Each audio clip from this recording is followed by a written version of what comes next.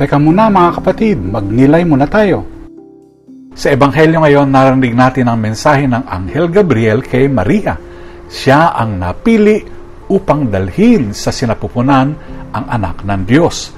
Bagamat nabagbag, sumagot siya ng may pananampalataya.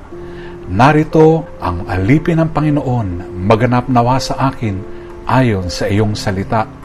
Ang pagsang-ayon ni Maria sa kalooban ng Diyos ay maihalin tulad sa bulaklak ng lotus. Ang lotus ay tumutubo sa maruming tubig, ngunit namumukad ka ditong malinis at napakaganda. Hindi ito nadudungisan ng putik sa paligid nito. Si Maria ay namuhay sa isang mundong puno ng pagsubok at kasalanan, ngunit tulad ng lotus, nanatili siyang dalisay at matibay sa pananampalataya. Hindi siya nagpadala sa takot o pagdududa. Buong puso siyang nagtiwala sa Diyos at tinanggap ang kanyang misyon ng may pagkukumbaba at pagmamahal.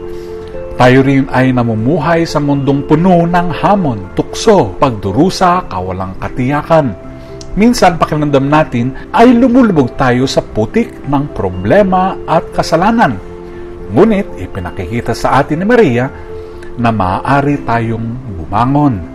Sa pagtitiwala sa Diyos, sa pagsunod sa Kanyang kalooban at sa pananatili sa pananampalataya, maaari tayong mamulaklak sa kabanalan sa kabila ng anumang pagsubok. Sa pagdiriwang ng pagpapahayag, naway tularan natin si Maria. Tumindig tayo sa kabila ng putik ng buhay, yakapin ang tawag ng Diyos at mamuhay sa Kanyang biyaya. Amen.